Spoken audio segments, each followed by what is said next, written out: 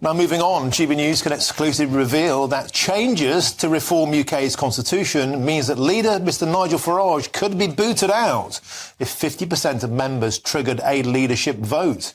Now, does this leave the upstart party at risk of losing Mr Farage if enemies of the party join up and deliberately attempted to trigger a bloody coup?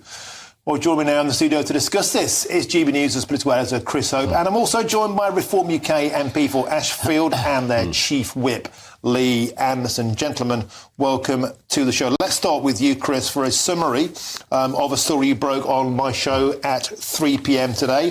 The party moving towards a more democratic, open nature. Nigel Farage agreed that's a good thing. We can all agree on that. But does that leave open manoeuvre for attack? Tell us more. OK, so here we are. This is the Constitution for Reform UK. And members of this party vote on it on Saturday.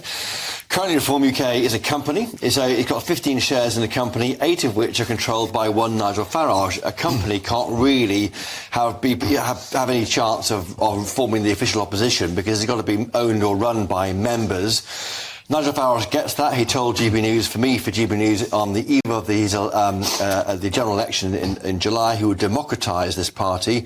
He's done that through Zia Youssef, the chairman. On the screen there, you see this constitution. I highlighted there a section where it looks at how you can get a vote of no confidence in the leader. It says there that half of all members of the parliamentary party can order a vote of no confidence, but only if there are more than 100 MPs. Only 5, of course, one of whom in this year now, Lee Anderson. So it does allow there for 50% of members in good standing writing to the chairman requesting a motion of confidence. And this is the issue that you've picked up on, Martin, because there might be a concern here that any entryist could pay £25, join the party and then vote out Nigel Farage. There's 80,000 members as we sit, but we've been looking through the Constitution in further detail. Paragraph 4.4 does allow for members who are not aligned to the values of this party to be excluded, so that should allow entryists not to be able to force out Farage. But there's a risk there. But then again, I think this party is growing up. It was a company. Now it's a proper party. This is the risk which Nigel Farage correctly is taking on. Well, let's put that question now then to Lee Anderson. So, Lee, the obvious line of attack, if you throw open your membership to all and sundry, is any old Tom, Dick or Harry could get through the cat flap and try and cause you trouble. Could that happen here? Well, I mean, a fair play to Nigel and Zia Youssef have been working incredibly hard to democratise the party. And this was one of the questions I posed to Zia just a few weeks back, and he reassured me that if there was a sudden surge in membership applications, this will be looked at immediately. And bear in mind, at the moment, Martin, we've got probably about 80,000 members. It would take, at this present moment in time, 40,000 members to send a letter to Zia Youssef, like a vote of no confidence, if you like, to get rid of the leader. I think now we're probably the most democratic party in the country. And if the other political parties had this system in place, I'll tell you what, Keir Starmer would be sacked this week. Do you reckon that would happen? Do you reckon there'd be enough upset people within the Labour Party? Don't forget, that's what started this ball rolling. Don't forget that £5 to join the Labour Party. Absolutely, Martin. The other political parties do not have this mechanism in place where they can remove a leader. This is handing over. And what Nigel's actually done is given his shares away. This will happen on Saturday.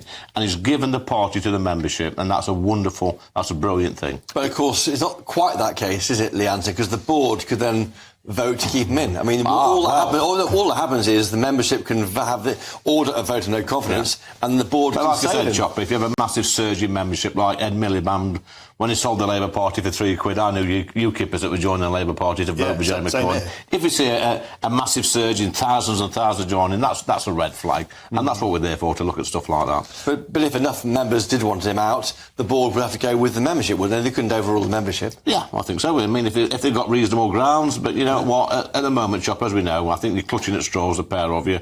Nigel Farage is the most popular political leader in this country at the moment. You're looking for a story that's not there. He's popular amongst his own fans, but not amongst Labour or Tory MPs. Yeah, and hang on, if 40,000 people came along and knocked on your door and gave you £25 a pop, presumably you'd take the cash anyway. I'd take the cash, yeah. And then, look, like I said, Martin, look for surges in applications. This is what happened with the Labour Party. It's quite simple. There was thousands and thousands of people, I think over 100,000 joined the Labour Party to vote Jeremy Corbyn something, if that happens in reform, we'll be looking at that very, very closely.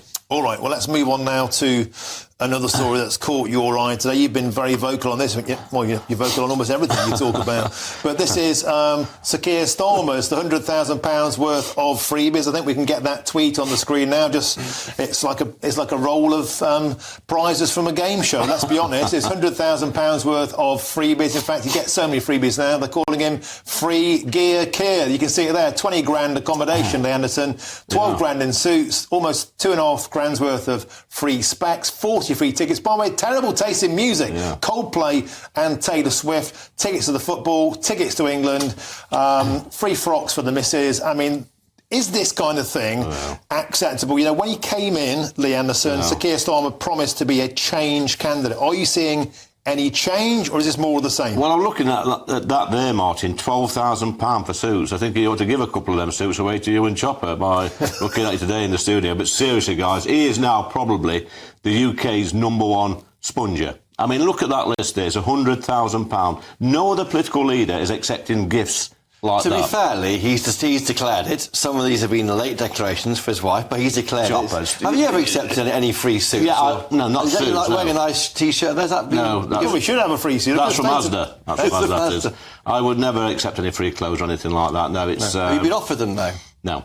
No, what about football tickets? I've had one football ticket, I think it was, at Forest, where I took a constituent with me, who'd been a carer, and another was a rugby ticket where I took some constituents who... So why do people do it? Why give 100 grand's worth of goodies, like in a game show, to him? What's in it for them? Well, it's a good question. I mean, people are currying favour, aren't they? I mean, this man, I think he earns about £170,000 a year. I think his missus earns 50 grand a year. Got a good income coming in, Chopper, over 200 grand a year. He's supposed to be a socialist. He's very good at redistributing people's income, just not his own.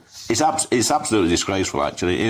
If this had been Boris Johnson or Rishi Sunak or any of the other prime ministers, they'd have been going crazy over this. Well, I want to bring it back to that because Boris Johnson carry, of course, over the wallpaper, over the refurbishment of the flat. You were still in the Conservative Party at that point, and Keir Starmer, the entire Labour Party, they were absolutely all over this story, saying it was proof of the snouts in the trough, typical Tories. And isn't that the point? Everybody gets freebies in politics to a certain degree, but when you set yourself out as a candidate of change, as a Prime Minister of change, then people say, actually, it's more of the same. He kind of set himself up for this fall. He has. I mean, I don't know who's advising him, but they're not very good at this politics malarkey, Martin. And the Boris Johnson thing with the wallpaper and Carrie, that was actually wallpaper being put into Downing Street. That's a public building. That belongs to the taxpayer. He's off on freebies, going to watch Arsenal. He's going to Taylor Swift concert.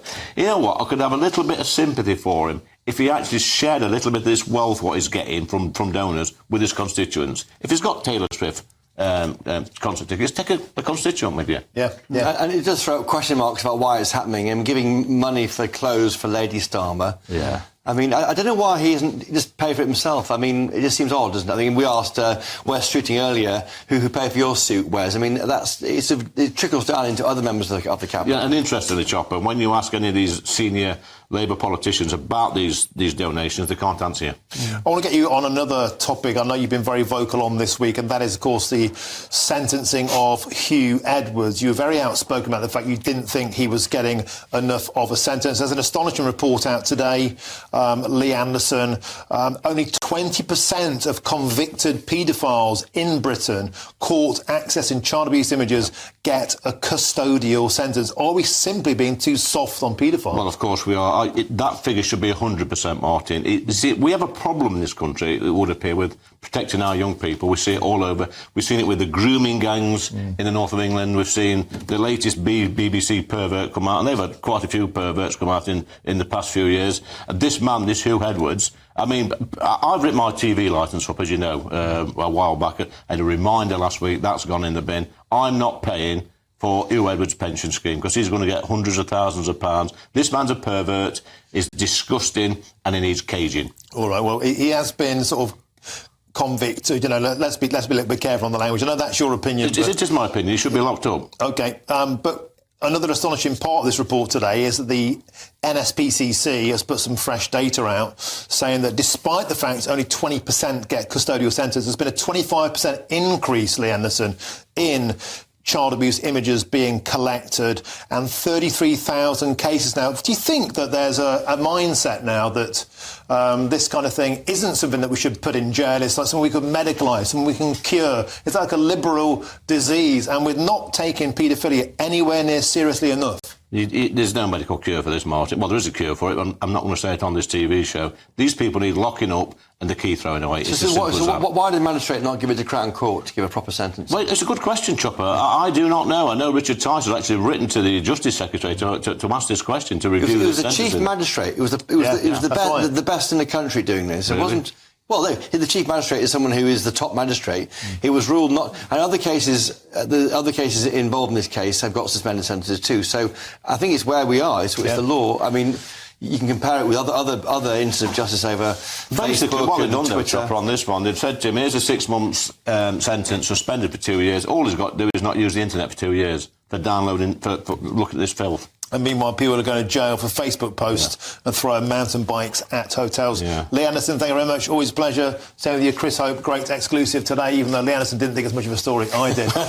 Now, moving on.